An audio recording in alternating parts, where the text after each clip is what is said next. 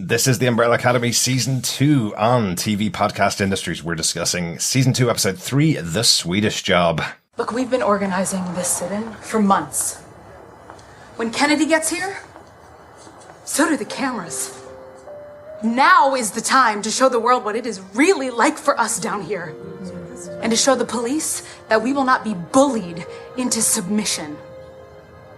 We will continue to fight for equality, even in the face of persecution. With or without Ray. Because we're ready. All in favor?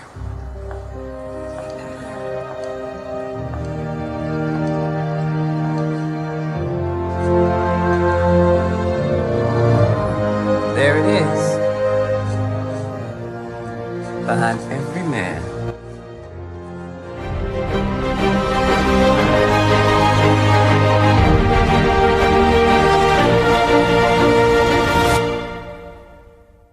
And we're back, fellow Academy alumni. This is TV Podcast Industries. Once again, we're discussing the Umbrella Academy Season 2, Episode 3, The Swedish Job. I'm still your host, Derek. I'm still your other host, Chris. And rounding out the group, I'm still one of your other hosts, John. This season has been so much fun to watch so far. I'm really excited to get into discussing Episode 3 of the show. Really good fun to understand what's been going on with the characters as we go into this season and see them back at the sixth season, seeing how they're interacting with the world around them this time. Been really cool. Yes, and we get so many good IKEA references for the Swedish people in this episode. I'm so happy. Absolutely. Definitely. It's another really good episode for me, for sure, just straight off the bat. But The Swedish Job. Mm-hmm. They are creepy, though. I think it was in the last episode where, we do see him in tight white briefs, which are, dare I say it, a bit like the paint that Klaus goes in to get, are slightly off-white. They are, yes. And for sure. Eggshell. Yes. Eggshell briefs. I don't think I'm going to be buying a pair of this.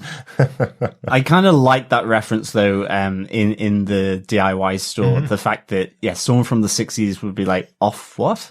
Why would you want off-white? Absolutely. And even the idea that a paint shop wouldn't have the colour white, that's pretty much a guarantee now, isn't it? That everybody would have white paint, right? That would be pretty much the standard anywhere. But we do want to hear your thoughts about the episodes. We're so glad you're joining us for our podcasts about Umbrella Academy. We want to hear your thoughts about the season as you're watching it. So email us to feedback@TV Podcast Industries with any thoughts you have about any of the episodes that you're watching as you go. Just mark it with the episode number so that we can fit it into the right discussion section, I suppose, for our feedback, which we'll be discussing in our future episodes. We're watching these ahead of time, so from episode 4 onwards, hopefully we'll have some feedback in from you guys about the episodes. But let's get into The Swedish Job, Season 2, Episode 3. Episode, once again, was directed by the wonderful Stephen Surjik and written by Jesse McKeown. And Jesse McKeown has worked on a number of shows over the years, but the one most recommended to me, which I've never seen an episode of, is a show called Letterkenny, which has a number of seasons. It's a comedy show. Loads of people have been talking about it over the last couple of years, and weirdly, it's based in small town America.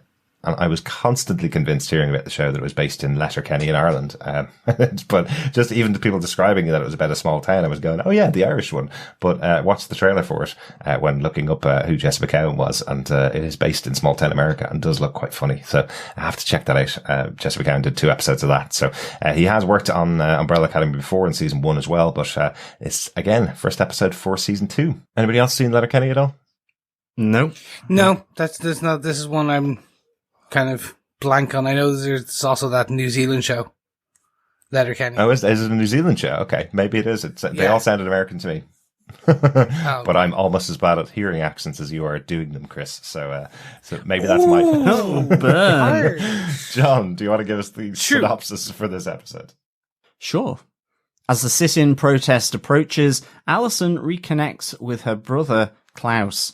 The Swedes chase Vanya into a cornfield, and Luther makes a distressing discovery. Oh, which he covers up by eating lots and lots of berries. I loved that scene. Loved it. So good, so good. As always, we're going to discuss our big moments from the episode, kicking in with our discussion about episode 3 of Umbrella Academy Season 2. And hopefully we'll get to cover everything that happened in the episode. But as always, send us in your thoughts if there's anything we missed out and didn't discuss. Chris, do you want to kick us off with your big moment from the episode? I will happily do that. So my biggest point for this episode is I heard a rumor this will be a tough discussion point. Allison reconnects and then disconnects. So I really wanted to, in my point here, focus on Allison and what happens to her throughout this episode. We do start to understand more about her. She reconnects with Klaus. Which is fantastic. It's a lovely reunion scene, isn't it? Yeah, you can tell they were always very close as kids. You can tell that they're a close part of the family. I think Allison always kind of took care of Klaus, and there's that moment when they reconnect. I love how honest it is. Like, he's lying in his swimming pool in his massive mansion as she walks in, and she just gets instantly into the pool to give him a big hug and say hello. It's a lovely moment for them. Yeah, absolutely. And it kind of whole builds on this thing of them all, as you say, in this case, connecting, re-establishing what they had previously, or sort of moving on and trying to learn more about their brother and sister. But yeah, this was a really kind of felt just so natural. Yeah. I also just love the fact that Klaus, as always, in getting off the pink lilo in the fairly grotty pool with all the leaves, was protective of his drink. Mm-hmm. Absolutely. Yes. Of course. But surprisingly, we do get one key piece at this point, which is she hasn't used her Rumour power up until the end of this episode. That's right. So for the year plus she has been living in Dallas in the past, she hasn't used her power to move forward. So she has met her husband. She has not tricked him. She has not used it. It took her 3 months, I think she says, before she could speak again. Or I know it was a month plus, she says. I think it was like a month or 3 months. I actually almost thought she said a year, but it can't be a year because she hasn't been there that long. So I just can't, I didn't take it down my notes. Yeah, I thought it was a year as well. Yeah. I thought she said for the first year, she couldn't speak or something as vocal cords kind of mended, I suppose. Yeah. But she was the second to arrive, wasn't she? So she's actually been there 2 years. It's Luther that's been there only a year. So that must be it. So she had 1 year where she couldn't talk, and then she met Ray. And I love the way that she says that she doesn't use her powers because she's earned everything that she's got now. So a big contrast really with what happened in the past where she lost her first husband and her child because she used her Rumour powers on them. So she's not using them anymore, and she's really happy about the fact that she's earned everything she got. I think that's a good bit for her character. It's a really nice touch actually, to have from her. And I think Allison really had a great episode here. As you say, I think that's a really good way, Chris, that you say about connecting and disconnecting. She's found out she's not the only one. As we're seeing with a lot of them up from the academy, they're realizing their brothers and sisters are in this world and they're not alone. Yeah. No, definitely. And the disconnect part of this was before we get to the disconnect, we do see that the sit-in, the peaceful protest that she has been organizing with Ray and the other members of the African American community in this hair salon, is a sit-in of the cafe or the diner that she first stumbled into in episode 1 when she arrived, and they pointedly pointed to the No Blacks sign.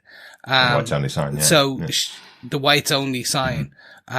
They are organizing a sit-in, before the president arrives of that diner. And nicely, again, it's two things. One, this harkens back to, an actual real life event that happened in America in Greensboro, North Carolina in 1960s, where they started, sit-ins, in Woolworth's lunch counters / diners.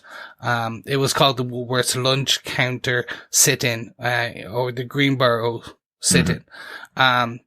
So this is a real life event, and it's just that they moved it to Dallas for the sake of the TV show. Or else, of course, Allison may have taken inspiration from the Greensboro sit-ins to tell the rest of her of the black people that she's speaking to tell them this is how you do a good peaceful protest. And she's aware of how much how many cameras are going to be in the area, because she knows JFK's visit coming up is going to be a big moment in history, really, as well. So that scene, as you say, in the barbershop, where they're kind of discussing as to whether or not it's going to go ahead, because Ray, who has been their leader in the past, is still in prison. So that I think is a great scene, especially for Allison, because I love how powerful a character she's become. Even though she's not using her superpowers, she's able to convince them all just by really using her ability to persuade people, not her super ability, just a regular ability. I love that she uses that to convince them all to go ahead with it, even if Ray can't join them. I think it's a really good scene for her as well. And as her friend says, behind every good man. That was, and didn't even finish the line. It was great to see her shoot down via democratic voting that, through the other gentleman, because he very much kind of, the other man kind of questions, well, why are we listening to you? Exactly. It does hearken to, well, you're a woman. You're secondary. And she, first of all, stops that straight down and kind of like, no, I've been here since the beginning. Absolutely. And I love that. And then her friend is like, well, this is my shop. Exactly. What are you going to do? Are you going to style hair from now on? Yeah, I love that. I think that's just a really good scene. And given what's been going on in the real world, once again, talking through these kind of characters in a sci-fi show, using what's happening in their world in the 60s to show how you do a peaceful protest. I know you're going to talk about the protest itself, Chris, but one of the fundamental things that we hear throughout the show is what Ray's belief in how everybody should comport themselves, should conduct themselves to make sure that this is shown as a peaceful protest, non-violent, very specific about how everybody should handle themselves in the situation, so they can't be seen to be for anything other than equality between the black people in the city and the other people in the city. Yeah, it's what dignity and honor is the term that she's using throughout this. Yeah, absolutely. And it's just the reason I made the I named my point. I heard a rumor this would be a tough discussion point. Was this was filmed last year, and it's crazy how it harkens to what is currently going on in our real world, real timeline, the worst timeline, 2020. It's similar to Watchmen last year, and things like this has always been bubbling under the surfaces, and I always find it prophetic that writers for TV now are able to tap into something that if I in 2018 had said, I have this idea about, we really want to highlight this, I don't think I would have went, well, do we really need to? It's amazing that the writers are able to tap into this current that was there and really highlight it in a spectacular way, because when we do move to this, this protest, it is peaceful. You have people pouring drinks on them, cans of beer. And if you look at the real world photos of the Greensboro sit-in, that's exactly what they did. They were sitting at a counter, and you have these people screaming at them and yelling, and still photos, black and white, but you have another photo of someone pouring a beer on their head. And it's a tough few moments to watch. As it should be. But what kicks off the riot is that, the character you learn to hate is the diner owner, the man, the chef. He hands a coffee towards Allison and purposely spills it in her lap. Hot coffee. No one likes hot coffee. Maybe Luke Cage, but that's a different story. But sorry, I shouldn't make a joke about that. Anyway, hot coffee on the lap. That makes Ray jump up. And then the cops use that as a point to kind of really take them all out. To this is the end of the peaceful element. And just before that happens, Ray says that he has met Klaus, because Klaus does free him. So I've met your family and your other gigantic lug of a brother. I'm paraphrasing, but essentially he also had met Luther. Biggest white guy he's ever I know seen. We'll probably talk about that later. Yeah, absolutely. Yeah, it's some really good stuff that happens with Ray there. The freeing of Ray from prison by Klaus and Ben, I think, is a really great scene. Yeah. And of course, Klaus being Klaus, throwing his arms around Ray and going, "Welcome to the family, brother," kind of thing. It must have been really freaky for Ray, because he would have heard absolutely nothing from Allison as to who his family was. He mentions it himself, but to have someone as out there as Klaus, being your brand new brother-in-law, when you've been married to your wife for a year. Yep, I can understand why he's suddenly going, what is going on? And then, of course, with the visit from Luther, which we will talk about.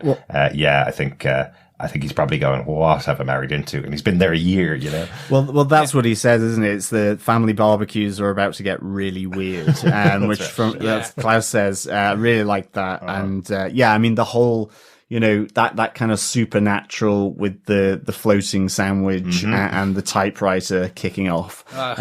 Just so good. I love all these references to that whole supernatural horror element is really nice. And I think it's really good, actually, that Ben is so, there's a lot more of Ben in this season. I like that a lot. He's really, someone who I'm really getting to like, even just, right at the start with Klaus effectively blagging his way to stardom as the guru, where he's being held up by Ben, this kind of to try and show that he can levitate. So I'm really enjoying Ben's involvement with Klaus in this season 2, for sure. Definitely. Yeah.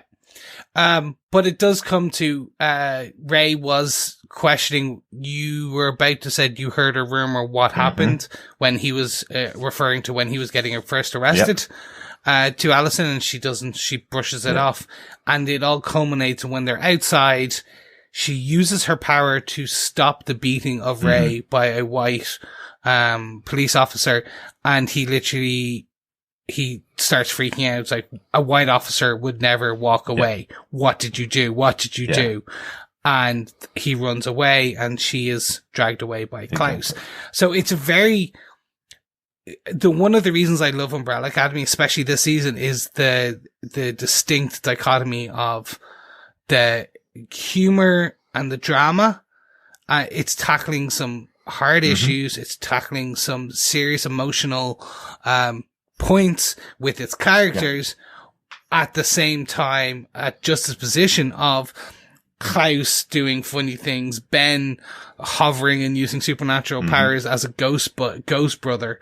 It's just able to do it so well, and it flips, and it doesn't feel out of place. Absolutely. Like, that's my core point, which is you're able to do this, and it doesn't feel pushed. It doesn't feel forced. Yeah, absolutely. And I'm conscious of the audience for the Umbrella Academy being very different to the two shows that we talked about in the last couple of months that were much more aimed at an adult audience. Watchmen, you already mentioned, Chris, which had this as a central core tenet for the show, the racism and systemic racism in the US throughout history being part of that, and of that show. It is absolutely aimed at a much more adult audience. We've also talked about it quite specifically within City of Angels, Penny Dreadful, that we were talking about this year as well. Another show where it had some very heavy moments about racism. But this show is much more aimed at a younger audience in Umbrella Academy, and they've treated it very well, where they're absolutely able to get the point across, but they don't have to go as in depth as we've seen in those two other shows, so this felt much more like, I think Doctor Who did an episode about Rosa Parks a couple of years ago with the new Doctor, where it felt like they were able to talk about this to a younger audience without compromising on their concept and what they wanted to deliver about racism in the US in the 60s particularly. So I have to say, fair dues to them. It's a difficult balance to strike when you're trying to get across how difficult it must be for people living in an area where they're not allowed to ride the same bus as other people, where they're not allowed to drink out of the same water fountain as other people, not able to go into a diner and get a cup of coffee. I love the line that each one of them says as they arrive. Allison walks in and says, "I want to be served. I have a right to be served." And each one of the other black members of the community who walk in after her says exactly the same line. That is their line. "I have a right. I belong here," kind of thing. So I think it's a really well judged piece of writing for those scenes. Definitely. Yeah. 100%. But where this goes from now, is the dam broken? Is the Rumour, her Allison's secret superhero name, or not so secret superhero name as the Umbrella Academy child? Is she back? The one question I do have, and I'll kind of finish my point on this, is will we see the superhero Avenger style usage in the last episode? So basically from the first episode of this, we see all of the characters doing their thing when 5 jumps into the future, 10 days or 9 days from now, or from this point. They're all using their powers. Allison herself goes, I heard a rumor that your heads explode. And pop. So will we get to a point where everyone is using their powers as much as that? Because I think that was one of the greatest parts of this season so far, and I want to see. So now the dam is broken. Will she continue to use her power, or will there be a bit of, I should never use it because my husband doesn't love me, and because I'm using rumors? Yeah. So interesting. Perhaps. It's going to be where. And I think it was also really important that she didn't use her powers during the sit-in scene. Like, she absolutely could have just walked into that place and go, I heard a rumor that black people are allowed to eat in your diner, and then everything changes because her power creates a different reality for everybody that hears her voice, or everybody that she's trying to instruct, effectively. At least in the comics, that happens a few times. So I love the fact that she doesn't use her powers. She wants to win equality for people by having a peaceful protest, not by telling them they must do it. So I think that's a conscious choice by the writers. It is, it is really interesting, because I kind of went down the thought process after watching the show with, can you imagine if she used her powers against kind of all the, when I say all the bigots and racists, I mean like the head of the KKK, or to, all these key people on the other side of that fence. I just thought, that'd be interesting. It is a bit, it's the same as Diego wanting to slit Hitler's throat with a butter knife.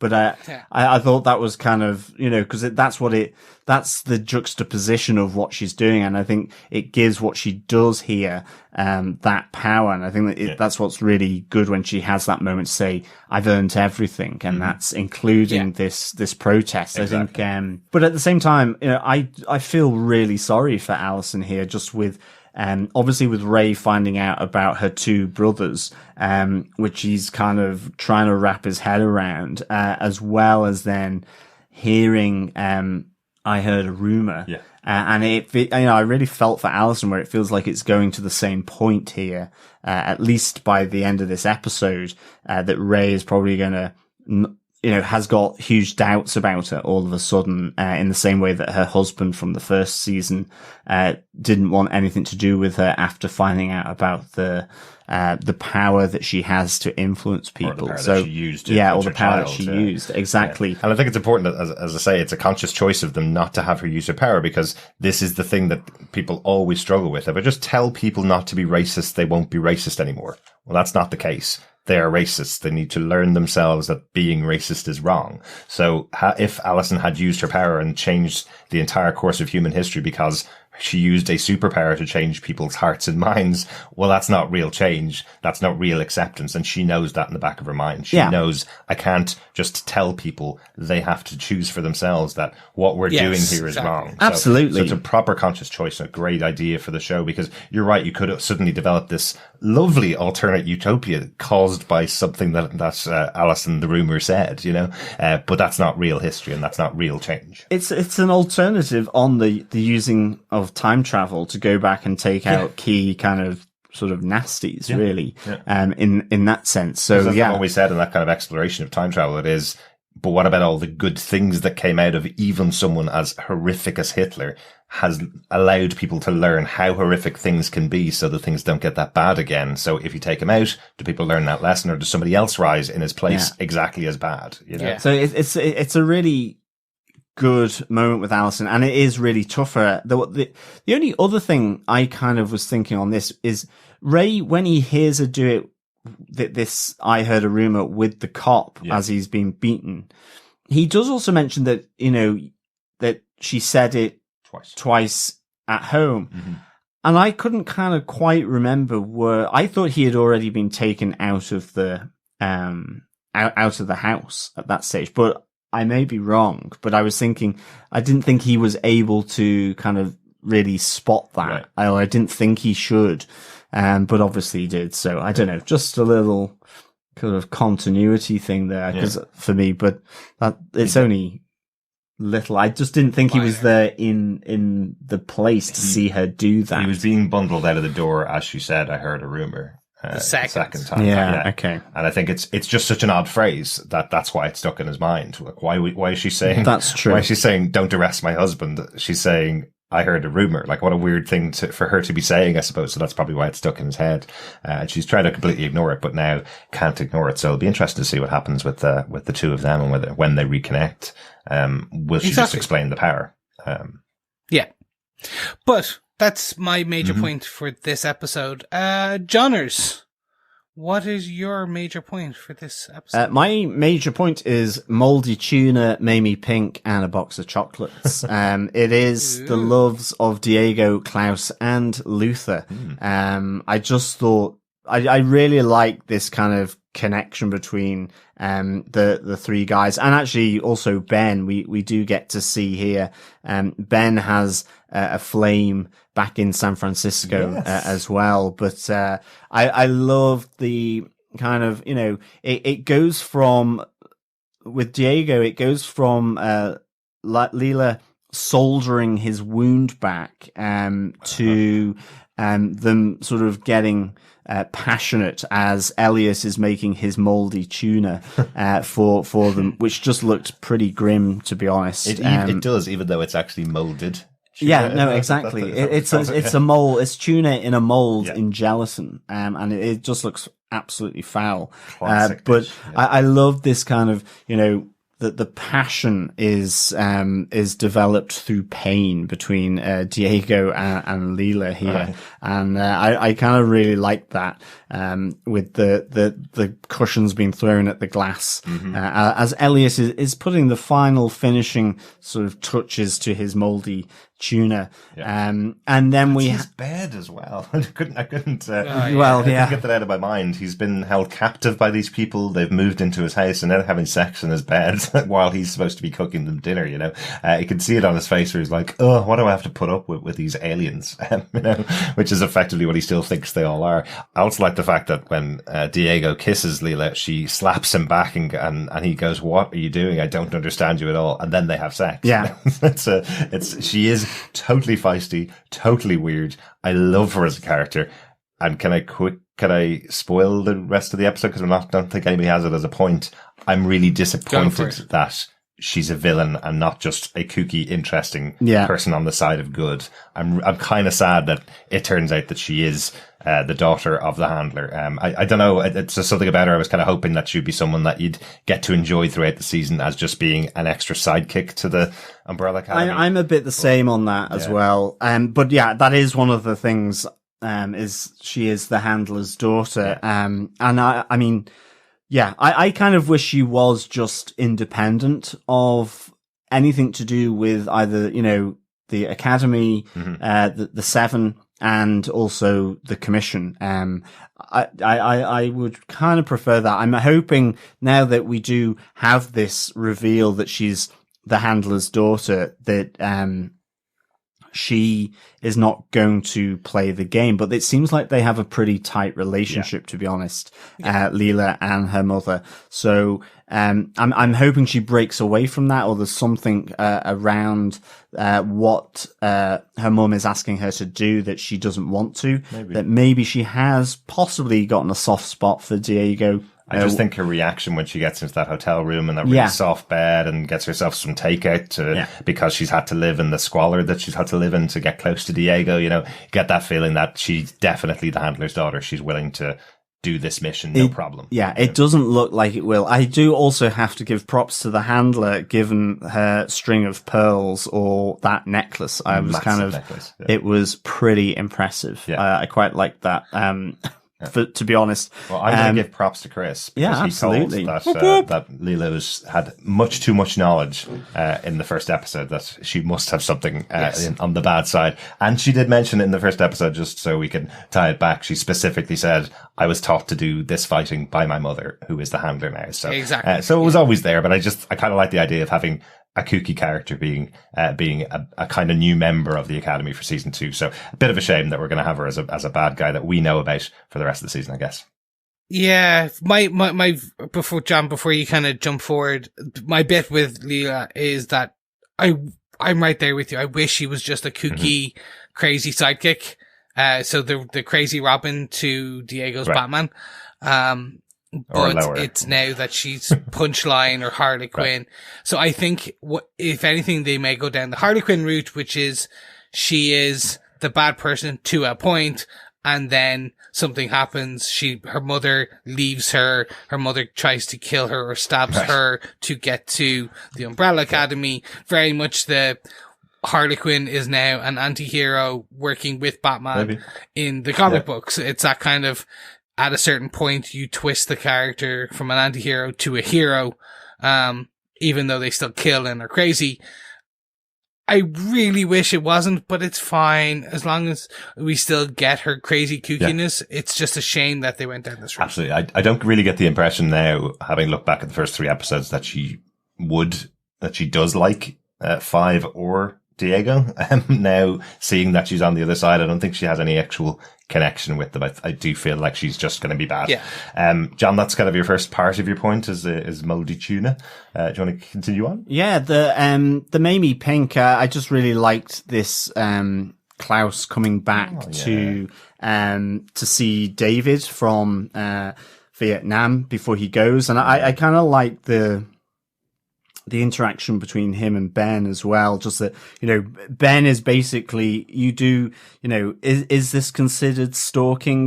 Ben's view is that Klaus is kind of doing this for the obvious reasons. And you get that kind of nice comeback from Klaus, that he wants to actually try and stop him from joining up to go and fight in Vietnam, because he does it, soon after JFK has been assassinated. Yeah. And also we get this reveal that, Ben then becomes supportive, and I like that between this relationship, that, kind of Ben kind of realizes that maybe he misjudged Klaus in that particular moment. Yeah. But we also do get that reveal of Ben having a crush on one of the ladies that we see right at the start in the Klaus sort of passion wagon, I suppose, before in San Francisco. Yeah. And that, he's kind of feeling resentful to Klaus for having come back to Dallas, but it's almost for the same reason that Ben wants to go back to San Francisco, and he recognizes that. So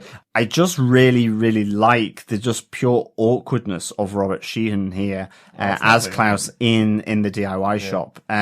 It is really kind of cute and nice. That, he's so awkward. There's Ben sort of speaking over his shoulder. All I can think of is that Dave is looking at him going, who is this weirdo, in a sense? He asks, are you all right? So I just think this is really a nice moment here. Did you notice the little touch from Klaus, that he's trying to be impressive to Dave as well? Because he's saying he's not looking for paint for his house. He's looking for paint for his upstairs second bathroom, just to prove I live in a mansion. I'm really rich. It's like he is still trying to be impressive to Dave, even though I don't think he actually is intending to rekindle their relationship in any way. I think he is genuinely trying to save his life, which is really important to Klaus. But I think it might be a little bit of column A and column B, to be honest, but a little bit. But I do take Klaus at his word that he's trying to save him. And as you say, that moment in the car with Ben where he's going, if you just left me alone for 5 minutes, I might be able to save this kid's life. And it's something that feels like a mission for Klaus. Klaus was a very lost character in the first season until he was sent back to Vietnam and met Dave, the love of his life, and now here he is trying to save him from death. I think it's something that Klaus hasn't had the ability to do in the past, especially these 3 years that he spent as a guru with everybody worshipping him actually going on a mission to save somebody else's life feels like his first real proper moral choice that he's made in the show. Yeah. I don't know. I think it's a really good scene though. You're right. And also that gag in there in the shop that they don't have any white paint at all. Like, what shop wouldn't have any white paint to paint a house? It's like, that's why he gets offered the Mamie pink. What is Mamie pink? I've never heard that. My aunt is called Mamie. I never It's realized probably it a was vivid pink, Yeah, maybe. which they used to paint bogs in. Right. And obviously the touch as well with Dave saying that it's the latrine, not a bathroom, you know, obviously on his way to the army. So nice touches. A very quick one. Were the war scenes from Vietnam new, or was that all? No, I think that was from last season, because I remember that scene. It just looked like there was one or two new ones. So I wondered, did they maybe use some new footage that they've previously filmed, or some off footage? Because it was just, I remember that episode and I just don't remember some of the other parts of it. So I remember the ending where they get shot and he loses Dave, but I just don't remember. I know there's a few flashes to it when himself and Diego visited the VA bar. He had a few extra flashes to it, so maybe some other off-cut scenes from that, or other maybe other takes of those scenes. But definitely fit in with that footage. So no specific conversations back from Vietnam. So yeah, and then of course, like, there's Luther here, which it's more that we see him jogging and he kind of thinks he's seen Allison. I suppose the thought that he knows that Vanya and number 5 are here, then, he asks his boss to try and track down Allison Hargreaves. And, I kind of just like the fact that he turns up with chocolates to her house, and then is immediately confronted with the reality that she's married to the guy who's speaking to her, and she's not home. And, I think, again, it's just that other downer for Luther. And I think his kind of chocolate comfort eating, and the meltdown that he kind of has at Ray's kitchen table, is just really good. The whole speaking with his mouth full, and it's like, yeah, I'm really happy. It was so well done by Tom Hopper, that I just thought it was really nice. And of course, leading him to kind of throw that match for his boss, Jack, that idea that, he just is now wanting to feel pain. So I thought that was really kind of a nice little bit of development for Luther. That scene of eating the chocolate was fab for me. It was really funny. Lovely directorial touch from Stephen Surjik in the scene where he gets punched and flies backwards and he sees the moon above him as he falls to the ground. I think that was a lovely touch, because it's almost like he's saying, I wish I was back there. I know I was lonely up there for 4 years on my own, but at least I wasn't hurt by Allison, kind of thing. I think it's all in just one scene and beautifully captured. Yeah, and he had a purpose, even though he didn't know that it was meaningless. He had a purpose, and it feels, I think kind of what I was mentioning in episode 2, you get the sense he's lost. He feels he doesn't have a purpose. And this is again another kind of nail in that coffin, really, that actually Allison seemingly has gone off and found a purpose for herself with someone else. Maybe hasn't come looking for him and that kind of thing. It's all sort of just more mounting pressure for him. Yeah, exactly. And we did hear in episode 1 from Elliot that he came back regularly to that alleyway and called out Allison's name over and over again, waiting for her to come back and save him. And now he's kind of resigned to the fact that he's alone. But of course, learning that she's actually there. Yeah, but really good scenes in there as well. Yeah. Totally. That kind of it on the love story elements for this episode, for the Valentine's Day episode of yeah, definitely. Very sad Valentine's Day. Very. Yeah. But Derek, what's your big point? I think just the Swedes. It's the Swedish Job is the name of the episode. The Swedes attack on Vanya in this episode, because we see Vanya's powers are still there, even though she doesn't remember them. We see them for the first time in this episode as she's under attack. Yeah. Very similar to what happened in season 1 when she discovered her powers for the first time. It's here that we have them attacking her in the cornfield. Just have to say, it's one of my favorite locations for horror or sci-fi as a cornfield. I think it's used so well here, and I love every movie that's used it. I love how they use this idea of really tall plants, and you can't see the people around you as you're running away from the people that are chasing you down. I think it's always cool to watch. But as they finally get to her, and the lead Swede, as we'll probably call them, takes a shot at her, she disintegrates the bullet right in front of him by using her powers, and then leaves this massive kind of crop circle in the middle of the cornfield, taking out all three of the Swedes. I really like this. I love that overhead shot of it as well, where we see the three of them chasing her down, and then the overhead shot later on where we see the kind of eye of the storm where Vanya would have been with the black mark, and then surrounded by the kind of eyeball of the explosion diameter. Yeah. Is that the word? Yeah. Do you think that's a joke on a crop circle? Yeah, definitely. Yeah. Absolutely. Yeah, okay. So she is the originator of crop circles. It's I think we're going to get all those funny type of kind of like hints at aliens, stuff that we know that originated in the 60s that they were the cause of. And it links to the UFO and the flying saucer. It's that idea of that 60s, the UFOs, the crop circles. From outer space. Yeah. So exactly. it's a really good, visual seeing it from above. Although whether it looks like an eye or a nipple, I don't know. Just because it's got that crater. I don't want to know about your inverted. Well, nipples. it's got that crater. It's got that crater Ooh. in the middle, so it kind of looks like an eyeball, or maybe an umbrella from above, maybe.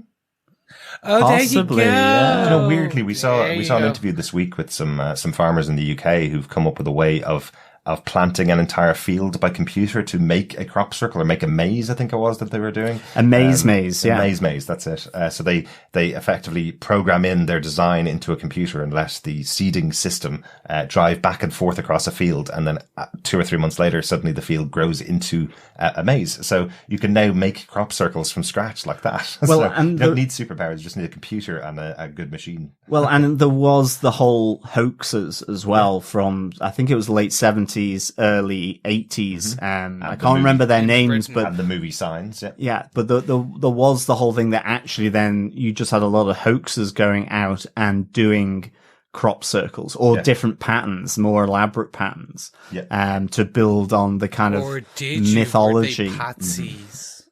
No, I definitely think they owned up to it. I can't remember their names now, but it's just that really nice kind of little conspiracy and hoax element to it. Absolutely. Yeah, absolutely. No, I definitely think they owned up to it, but I do think in this scene here, we have the Swedes taking their opportunity out to try and take out Vanya. Now that she's powered up, probably not going to have another opportunity to take her out, I would say. If they've survived, I presume they've survived. We didn't see any of them die, but just we see her in the aftermath. We see her curled up in a ball, and Five's the one that finds her. We don't know whether they've survived this Swedish job effectively, but I guess we'll see that in a future episode. But will they ever get another opportunity? Will anybody ever get another opportunity to take out Vanya now that she knows she has powers and she is massively powerful again? But does she? Because she does say, like, what happened here. It's like she's absolutely has no kind of recollection, even in that real short-term memory, that she was the one behind that. Yeah. Which is kind of interesting, because certainly when you couple that to number 5, as you say, giving her potted history. Yeah.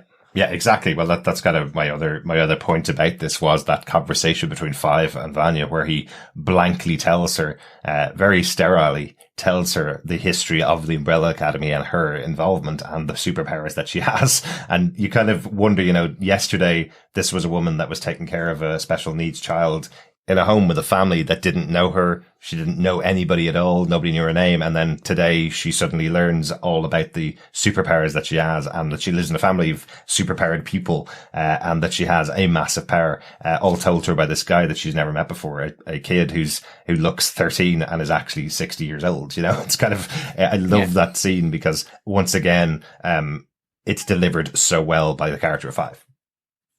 Yeah. No, I also like that he gives her the sanitized version of the apocalypse. Mm-hmm. What caused the apocalypse? An asteroid. Not that she caused the apocalypse. That's true, yeah. So I think that will come into play later when one of maybe Klaus will let it drop in or something like that, or Allison will turn against her, and kind of go, why you caused it, and that will cause an element to it. I do think that's Can I just ask that question again? I know we talked about it in our season 1 review. Did she cause the apocalypse, or was it the rest of the Umbrella Academy trying to stop her from causing an attack on Earth that led to the apocalypse? Because that's kind of the feeling that I got. I got that it was Luther, Diego, Five, and Klaus and Ben all attacking her that shot her powers at the moon, which ended off causing the apocalypse. Whether she would have actually created the apocalypse if they hadn't attacked her then, maybe. But by it shooting her powers at the moon and cracking off a section of it coming back down to Earth, I think all of the Umbrella Academy were responsible for the apocalypse, trying to stop what they thought was her causing the apocalypse. Would that be? Yeah, definitely. That would be correct, but that's like history is written by the victors. Absolutely. And they jumped right out of history and went back in time. Exactly. So it's kind of tomato, right? Whatever way you want to kind of like. So potato and tomato are actually two different words. They certainly are. So exactly. So it's two different viewpoints, if you will. Absolutely. But of different things that would be. Yeah. Yes, exactly. Tomato, potato, tomato. But yeah, no, I think that was brilliant. And again, I just need to call out how much I love number 5. Just his character in this. It's again, the actor plays that 50-something-year-old man so well. Really does. You know, you all have that curmudgeon-y old kind of mentor guy in a lot of films and stuff. I'm waiting to rewatch Highlander with Sean Connery. Okay. I get the feeling that like that's who he's channeling, that curmudgeon-y old man who's lived too long. On his own as well, which is why he's not very good with other people. We also got confirmation here from Vanya that it was the bullet in her brain because that has knocked out her memory, not the car accident. She arrived in the 60s with her brain ringing, not with no memory, and then got knocked down is what she says. So it seems like that bullet that went past her ear and exploded by her ear at the end of season 1 is what caused the memory loss. So good to at least see some kind of reference to that. But she doesn't know; she's not a doctor. But good to see some kind of reference to that at least. No, well, see, that's the interest. Like that shouldn't have been. Basically, they just fired a shot beside her ear. So again, I'm thinking there actually is no damage per se. Basically her head was ringing. The last thing she remembered. It's kind of like it's selective amnesia. It's not chosen. She's blocking it. Well, she remembered her name and she remembered most other things. She says she didn't remember anything before that date, but she obviously remembered a few things. But maybe just a combination of having that happen to her and then getting knocked down by a car.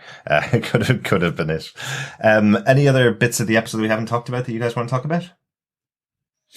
Just might quickly point on the Swedes is that I do think what we'll see is them being damaged. So in the previous episode, we had seen them drinking that silver milk or silver liquid in a milk bottle.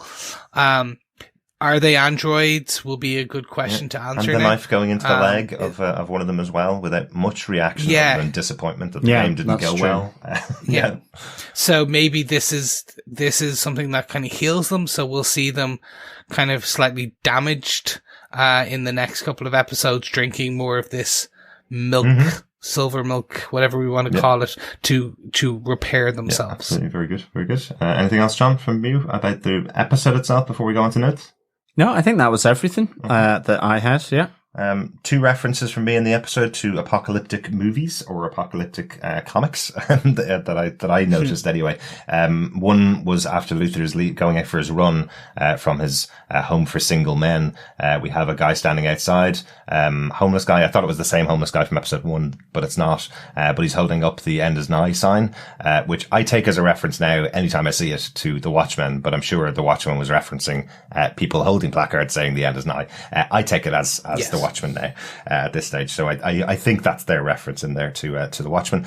The other one, and it's a little bit obscure, but I think if you know film well, and I know Stephen Surjik knows film, I think it's a reference to the very apocalyptic 12 Monkeys, where we have Elliot sitting, reading the paper and eating his breakfast and a magnifying glass over his mouth while he's eating. It's just a very specific scene that's in 12 Monkeys. You have all of the scientists who are sending Bruce Willis's character back to find out what happened to cause the apocalypse. They all have magnifying glasses over their eyes and mouth while they're having that conversation. I don't know. I'm sure it was just a choice from Stephen Surjik, but I think it was a reference to 12 Monkeys there. So that's my apocalyptic references for the episode.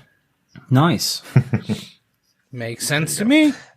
Johnners, anything else? The only note is just, as we were talking, I just looked up. The pranksters were Bauer and Chorley, who claimed to have done about 200 crop circles with planks of wood, string, and all this. That kind of then created this whole crop circle artist craze where people did more intricate kind of stuff. Like as you say, to the point now where it's tapped into a GPS, and the seed planting. Mm-hmm. Yeah. So, yeah.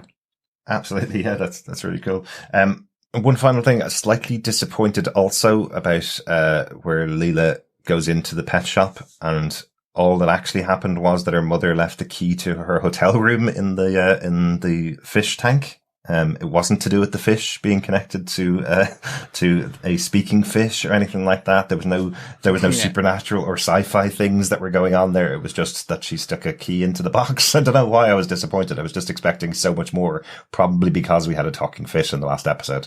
I was expecting that, the instructions were left kind of Mission Impossible style, where she would go in late at night and the fish would tell her instructions. Is that me being weird, or has the show just led me to that after episode 2? It seems plausible. No, I think it's just the show. Yeah, okay. I think it's question everything. The truth is out there. Just didn't expect it to be in the box in the fish tank. Anyway, maybe there's me.